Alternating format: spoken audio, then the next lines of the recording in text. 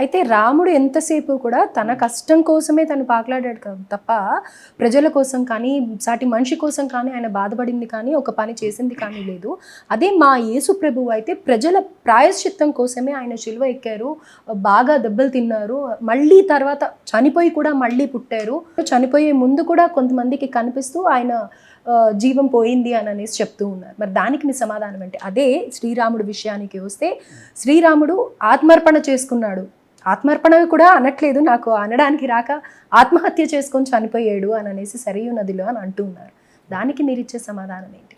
దీనికి సమాధానం ఇస్తానండి. చాలా మంది ఓపిక్గా వినాలి, ఎందుకంటే కొంచెం లెందీగా ఉంటుంది. అఫ్ కోర్స్ నా క్వశ్చన్ కూడా రెండు క్వశ్చన్స్ కలిపి నేను లెందీగా అడిగేసాను. ఇక్కడ రాముడు ఫస్ట్ ఆఫ్ ఆల్ తన వ్యక్తిగత అవసరాల కోసం యుద్ధం చేసినా లేకపోతే ఇంకోటి చేసినా చేశాడు, కానీ ప్రజల కోసం ఏం చేయలేదు అని చెప్పేసి అన్నాడు. ఫస్ట్ థింగ్, రాముడు తన యుద్ధం తనే చేసుకున్నాడు. ఈ మాట రామాయణంలో స్వయంగా ఉంది. ఎందుకంటే రామాయణంలో యుద్ధకాండ చివరిలో రావణాసురుడితో యుద్ధం చేస్తాడు, భయంకరమైన యుద్ధం. ఆ యుద్ధం చూసి జాంబవంతుడు, అమ్మో ఈ యుద్ధం నేను ఈయన తప్ప ఇంకెవరన్నా చేయగలరా, అసలు నేను కూడా ఉన్నాను, నాది ఒక బతికేనా, ఈ కోతులతోటి ఎలుగుబంట్లతోటి కుక్కలతోటి వీటితో కొట్లాడుతున్నా కానీ చేస్తే యుద్ధం ఇట్లాంటి దమ్ముండోడితో చేయాలి అని చెప్పి జాంబవంతుడు అనుకున్నాడు. ఆంజనేయ స్వామి ఈయన చూసి, ఈయన ఏదో మా అలాంటి వాళ్ళని తరింపజేయాలని యుద్ధంలో మాకు భాగస్వామ్యం ఇచ్చాడు, కానీ ఆయనకి మా అందరితో పనే ఉంది, ఒంటి చేత్తో ఎంతటి ప్రపంచాన్ని గెలిచేయగల వీరుడు కదా అనుకున్నాడు. లక్ష్మణుడు, ఈ యుద్ధం నీకు తప్ప ఎవరికి సాధ్యం కాదన్నయ్య అని రాముడితో అంటే, అవును ఈ యుద్ధం పరమేశ్వరుడు చేయగలడు, మళ్ళీ నేను చేయగలను అంతే అని రాముడు చాలా స్పష్టంగా తేల్చేశాడు.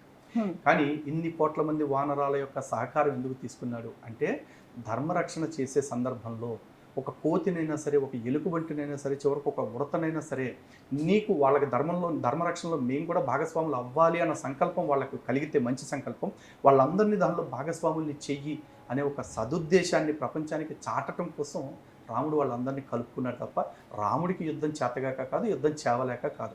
అండ్ రాముడు యుద్ధమే తన భార్యను తెచ్చుకోవటం, తన అంటే అవసరాన్ని తీర్చుకోవటమే లక్ష్యం అనుకుంటే, సుగ్రీవుడు వాలి ఇద్దరి మధ్య ఘర్షణ జరుగుతుంది.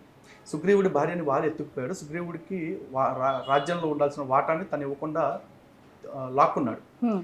ఆ సందర్భంలో వాలి రావణాసురుణ్ణి కూడా కంట్రోల్ చేయగలిగిన ఒక శక్తివంతుడు. నిజంగా రాముడు తన అవసరం తీరటమే ముఖ్యం అనుకుంటే, వాళ్ళ దగ్గరికి వెళ్ళిపోయి, వాలి నీ తమ్ముడిని తొక్కేసావు కదా, నేను నిన్ను ఏమీ చేయను, కానీ నువ్వు నా భార్యను తెప్పించిపెట్టు రావణాసురుడితో మాట్లాడి అంటే నిమిషంలో పని అయిపోయేది. కానీ రాముడు అధర్మం పక్షాన్ని చేరలేదు. ఆ రోజుని కూడా అధర్మం ఉంది వాలి పక్కన. ధర్మాత్ముడైన సుగ్రీవుడి పక్కనే నిలబడి సుగ్రీవుడిని గెలిపించి సుగ్రీవుడి ద్వారా తన పనికి చేయించుకోవటానికి ఇచ్చేసుకున్నాడు.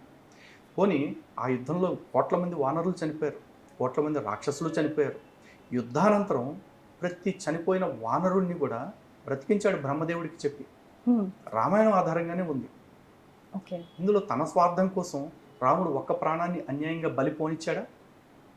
లేదుగా. యేసు జీవితాన్ని తీసుకుందాం. యేసు సమాజం కోసం చేశాడు అని చెప్పేసి అంటారు కదా.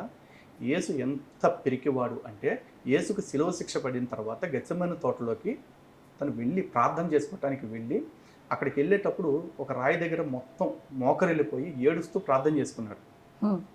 దానికోసం వెళ్ళేటప్పుడు తన శిష్యులు కొంతమందిని తీసుకుని వెళ్ళి అక్కడ వెయిట్ చేస్తూ ఉండండి, నేను ప్రార్థన చేసుకుని వస్తాను, మీరు నా కోసం ప్రార్థన చేయండి అని చెప్పాడు.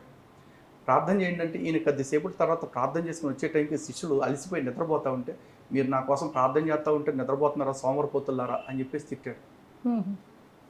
మళ్ళీ అక్కడ ప్రార్థన యేసు ఏమని చేశాడు, తండ్రి నువ్వు నన్ను ఏ పని మీద అయితే పంపించావో ప్రజల పాపాల నిమిత్తం బలవమని, ఆ బలయ్యే సమయం వచ్చింది, నేను బలవటానికి సిద్ధపడ్డాను అని చెప్పలా. నా ఆత్మ సిద్ధంగా ఉన్నా, నా శరీరం బలహీనముగా ఉంది, నేను సిద్ధంగా లేను, నీకు సాధ్యమైతే ఈ గిన్నె నా నుండి తప్పించుము అని చెప్పేసి అన్నాడు. అంటే ఈ శిలువ శిక్ష నాకు పడకుండా చూడు తండ్రి అని వాళ్ళ తండ్రిని వేడుకోవటానికి వెళ్ళాడు. ఏసేమి త్యాగం చేసి చచ్చిపోవటానికి సిద్ధపడిపోయి పుట్టలేదు, చచ్చిపోయాడు అంటానికి లేదు. అండ్ తర్వాత మళ్ళీ ఆ శిష్యులకి చెప్పి నేను మళ్ళీ ప్రార్థనకి వెళ్తున్నా అన్నాడు. ఈసారన్నా మెలకుగుండి సావండి అని చెప్పేసి అంటే, ఆయన ప్రార్థన చేసుకొచ్చే టైంకి మళ్ళీ రెండోసారి కూడా నిద్రపోతాడు. రెండోసారి కూడా అలా గడ్డి పెట్టి మళ్ళీ వెళ్తాడు ప్రార్థనకి. మూడోసారి వచ్చేపాటికి కూడా నిద్రపోతుంటే డైలాగ్ బైబిల్లో క్లియర్గా ఉంది. ఇక వాళ్ళతో ఏం చెప్పాలో తెలియక యేసు వాళ్ళు అక్కడి నుంచి వెళ్ళిపోయాడు వాళ్ళని తీసుకుని. ఇక 3 సార్లు చెప్పి నేను నిద్రపోతానే ఉన్నారు, ఎవరు మీరు నిద్రపోంటారు బాబు, మీతో నాకు పని ఏం లేదు అని చెప్పేసి యేసు వెళ్ళిపోయాడు. అయితే ఆ శిష్యుల ముందరే ఆయన ప్రాణం పోయింది అనేది కాదనమాట. అసలు మళ్ళీ అదే శిష్యుల ముందరే శిష్యుల ఆయన ముందు కాదు. ప్రాణం తెచ్చుకున్నాడు. నేను అదే చెప్తున్నాను. ఇక్కడ ఇంకా కాంటెక్స్ట్ ఉంది కదా.